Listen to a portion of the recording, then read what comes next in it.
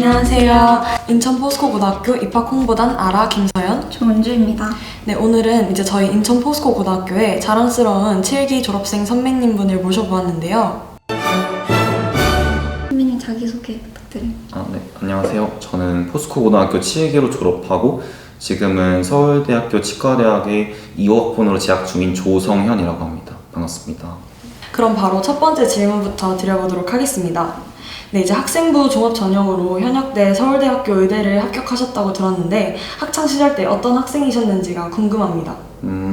사실 어려운 질문인데 어떤 학생인지 대답하는 게. 근데 저는 돌이켜보면 되게 자유로웠던 것 같아요.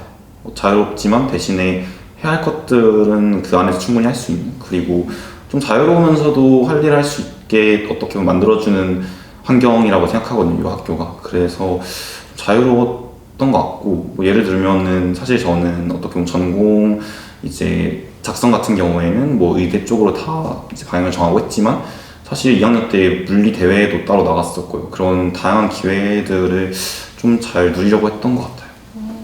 이제 두 번째 질문인데요. 이제 아주 우수한 성적으로 포스코 고등학교를 졸업하셨다고 들었습니다. 학창 시절 이제 생활 습관이나 내신과 모의고사 공부 방식에 관해서 혹시 조언해 주실 수 있으실까요? 생활 습관이나 공부 방법 같은 경우에는 저는 가장 중요한 거는 이제 내가 어떤 사람인지 좀 파악하는 게 제일 중요하다고 생각을 하거든요.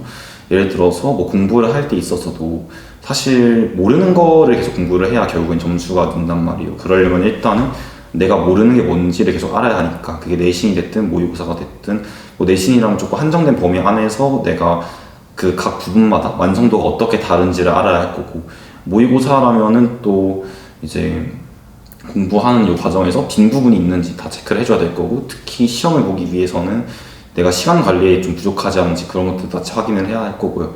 생활 습관 같은 경우나 뭐 공부 루틴 같은 경우에 사실 저는 이제 제가 아까 좀 자유롭다라고 말씀을 드렸는데, MBTI를 검사하면 제가 P가 한 80% 가까이 나와요. 거의 뭐 설명만 들으면 완전 무계획 인간 이런 느낌인데, 근데 저는 그렇게 꼭 구체적인 계획이 있지 않아도 괜찮으니까 내가 뭘 해야겠다라는 생각이 항상 있어야 한다고 보거든요. 예를 들어서 꼭 내가 이 시간에 뭘 하고 이 시간에 뭘 해야지가 아니더라도 내가 지금까지 돌이켜 봤을 때 뭐 수학에서 예를 들어서 특정 단원이나 특정 유형이 부족해. 그러면 그거를 내가 초점을 두고 공부를 해야겠다라는 계획을 가지고 있어야 하고, 그리고 그걸 계속 수정을 하는 거죠. 내가 이걸 하다 보니까 이거 좀 떨어졌어. 그럼 이걸 다시 채워야 돼. 이런 것들을, 그러니까 본인 상태를 끊임없이 스스로 살핀다고 생각하시면 좋을 것 같아요. 다음 질문인데요. 이제 학창 시절 방학에는 어떤 생활 습관으로 공부를 하셨는지가 궁금합니다.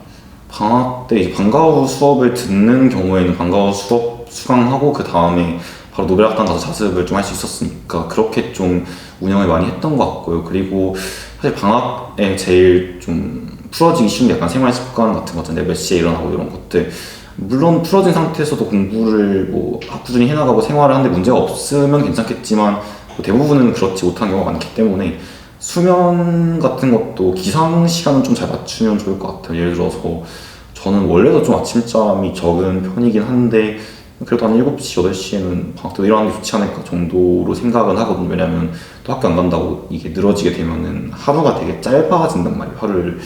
왜냐면 보통 물론 늦게 일어나면 늦게 자기는 하지만 사실 이 늦게 자기까지, 그러니까 밤 시간대는 보통 그렇게 생산적인 활동을 안 하게 된단 말이에요, 사람들이. 그래서 일어나는 시간만 잘 맞추면은 뭐 공부하는데 크게 문제는 없으실 것 같아요. 그리고 내신은 아무래도, 방학은 아무래도 자유로우니까 저는 고2 여름방학 때 이제 과학 선택 과목을 미리 좀 생각을 했었거든요. 물론 뭐 시대가 바뀌어가지고 더 이상 선택을 하지 않아도 되긴 하겠지만, 그런 것들, 그러니까 예를 들어서 내가 방학 때만 할 수 있는 거, 이렇게 시간이 좀 널널하게 비어 있을 때 내신에 쫓기지 않고 공부해야 하는 것들, 뭐 그게 수능 준비가 될 수도 있고 아니면은 뭐 미리 좀 공부를 해야 되는 게 있을 수도 있고, 그런 것들을 잘 타겟팅 하시면 좋을 것 같아요. 네. 그리고 이제 다음 질문인데요. 이제 의대와 치대에 차이점이 있다면 어떤 점인지가 궁금합니다.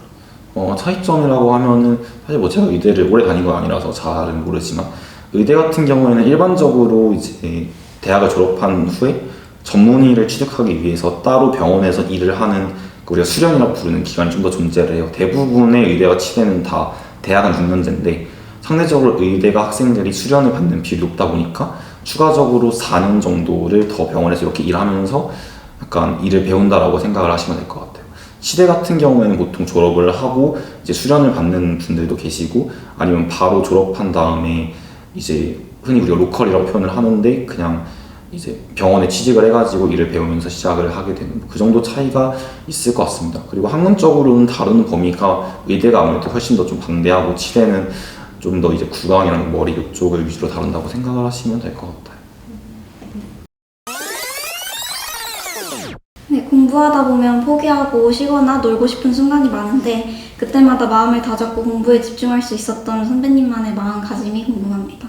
근데 사실 저는 어떻게 생각하냐면 어쩔 수가 없어요. 제가 뭐 공부를 아예 안 할 건 아니잖아요. 그러면은 사실 애매하게 했을 때 제일 좀 효율도 안 나오고 그리고 그게 좀 중요한 것 같아요. 이게 공부라는 게 딱 가성비 있게 하기가 거의 불가능하거든요. 예를 들어서 내가 나는 뭐 다른 사람들 하는 거에 반만 하고 뭐 100점 받을 거야 이런 것들은 결국엔 불가능하기 때문에 그냥 진짜 아무튼 시간을 투자하는 수밖에 없다. 그냥 방법이 없다. 그런 생각을 좀 많이 했던 것 같고요. 그리고 사실 마음이 힘든 거는 좀 관리하기가 어려워요. 뭐 지금도 제가 뭐 나이 차이는 안 나지만 그래도 성인인데 쉽지 않거든요. 그래서 뭔가 내 마음을 일일이 컨트롤하는 것도 중요하지만 그거를 이기는 약간 루틴이라는 게 그냥 습관? 내가 이 정도는 공부를 그냥 원활하게 할 수 있어를 만드는 게 중요한 것 같아요. 예를 들어서 뭐 시험 보고 좀 잘 안 되면 사실 뭐 당연히 기분이 되게 안 좋단 말이에요. 그리고 또 그때가 되게 힘들거든요. 시험을 봐서